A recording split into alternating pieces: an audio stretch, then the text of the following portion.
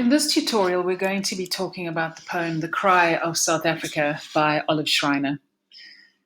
I'm going to first start with a short biography of Olive Schreiner so that you understand a little bit about what she was about, which will help you to understand the poem. I'll place it in the context in which it was written in South Africa in the late 19th and early 20th century, and then we'll deal with the poem itself, which is actually quite short.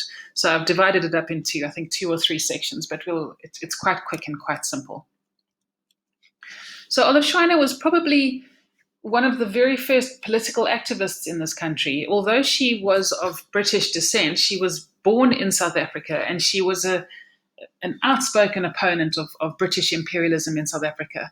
She stood up for anybody who had been disempowered under a particular political regime. So she was a feminist, she was a suffragist, she fought for women's rights, she fought for the rights of the native African populations who had been oppressed and enslaved by the British, for the Indian populations who had been brought over as slaves, and for the Afrikaners who at that time in South Africa were also being very badly treated by the British during that, during the early 20th century. So she was somebody that pretty much fought for the underdog.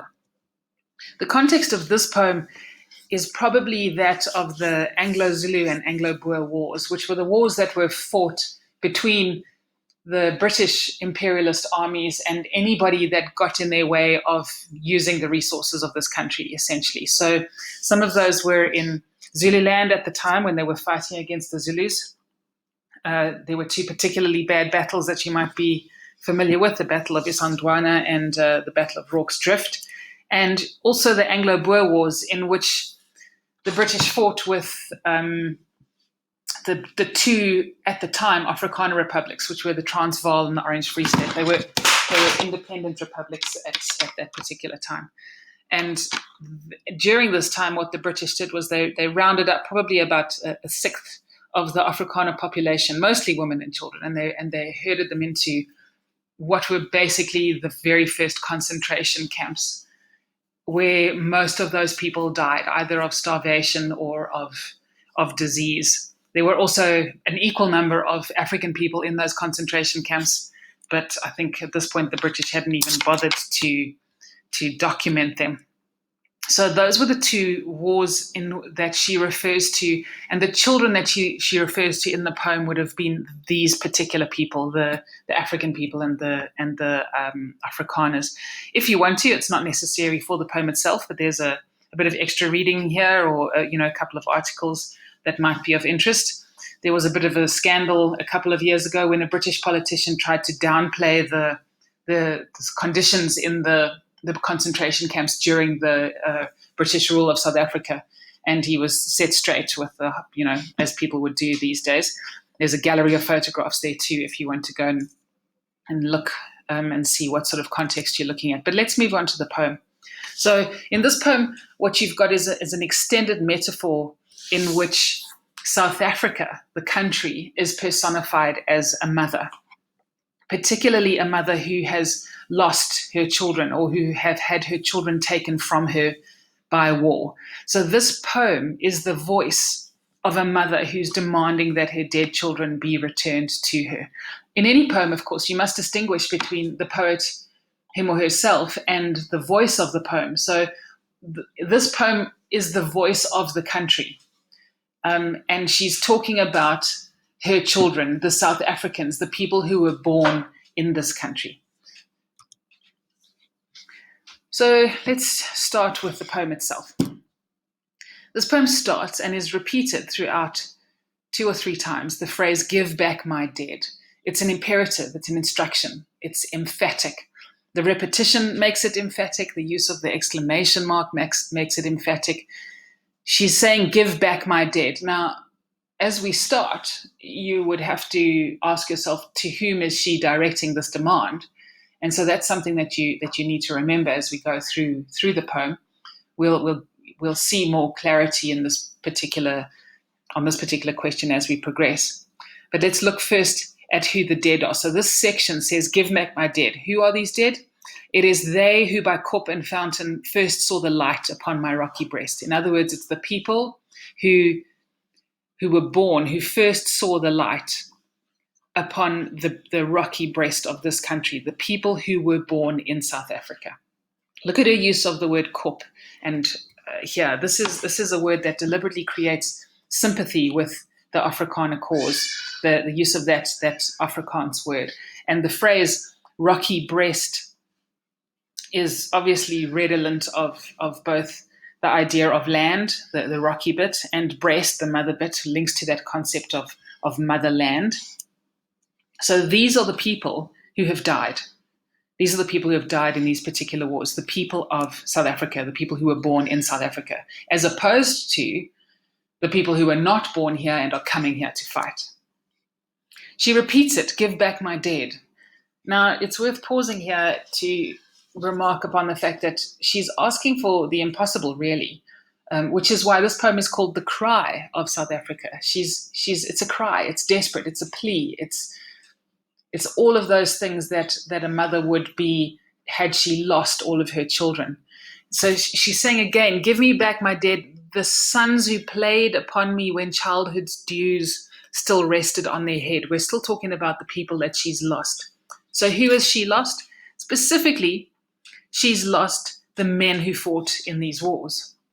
However, they're not the only ones who died. So the term sons does not only refer to the men, but to all her children, all who played upon me. Now look at all of the words in this particular stanza that have linked to the idea of childhood. Playing, childhood's dews, sons. These are all words that emphasize that these were her children. This is done in order to create a sense of pathos. These are, you feel kind of more sorry for children than you would for adults, because in this poem she wants to, as a mother, show the feelings of tenderness that a mother would have towards her children, regardless of what age those children are, if she were to lose those children.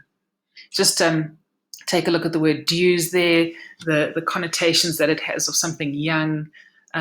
So she's also talking about the fact that the people who did die in these wars were mostly very young. The children who died in the concentration camps, but even the young Afrikaans boys who were fighting in the wars, the young Zulu warriors who lost their lives. Then we move on to the point where she is talking to that entity that has taken her children from her. So this next section we see here where she says, give me back my dead whom thou hast riven from me. Give me back the dead that you have taken from me. So now who is this you that we're looking at here? This is essentially the people who have started the war. In this case, presumably Britain, but anyone who has created these wars. The word riven means to have been torn apart, to have been ripped asunder. It has enormous connotations of suffering and emotional stress. It's not just somebody that's taken from you. It's something that's violently torn from her. So it's not just that she's lost her children, but that her children have been violently taken from her. Who has taken these children from her? It's the arms of men who are called loudly from earth's farthest bounds. So these two lines here, by arms of men loud called from earth's farthest bounds, she's talking about the people who were called to war. The word bound can have two meanings. It could either mean boundary, in other words, they've come from farthest bounds, they've come from far away, or it could mean that they, the people fighting the war, are themselves bound like you would be tied up, like a prisoner, in that they don't necessarily have control over their own destiny. They've come to this war looking for glory, or perhaps they've been convinced by British propaganda, but they also have been dragged into this war.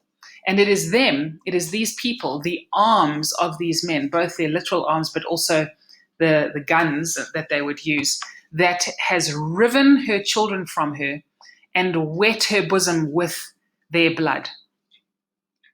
So look at that. She says, give me back my dead that you have taken from me by people from far away in order to wet my bosom with their blood. This is another maternal reference. The bosom there parallels the reference to breast in the previous stanza, symbolic of the concept of mother, the concept of nurturing, but given a shocking, gory element here, because she's talking about the fact that her breast, her bosom, is now wet with the blood of her children, namely the blood of all of those people that have died on this land. And finally, she says again, give back my dead, the dead who grew up on me. It's a final repetition of this demand, a last plea that just summarizes all of those who she wants back. And the people that she wants back are those who grew here, those who were born in this land, and those, of course, who were killed here. Now, if you look at the tone of this poem, throughout, you've got the tone of somebody who is grieving, someone who has lost the country, in this case, has lost its children. So it's not only a sad tone. In fact, it's not really sad at all. It's anguished. It's upset. It's angry. It's indignant. This is a demand. It's a plea. Give me back my dead.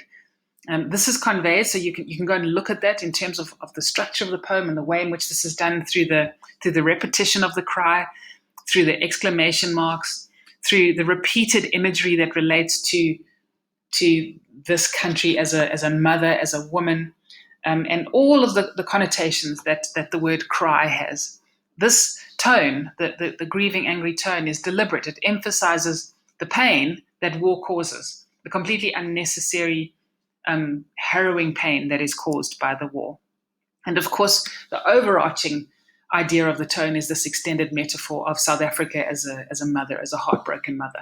So that all of the connotations that you get of mother are contained in that too. A mother loves her children. A mother is devastated by the loss of those children. And then, so therefore, the fact that she's chosen to personify South Africa as a mother is what she is the manner in which she is able to convey the pain of the loss that war causes in general. So this is an anti-war poem, and it's an anti-war poem in which a country is personified as a mother to express her grief at the loss of her children who are killed in this war.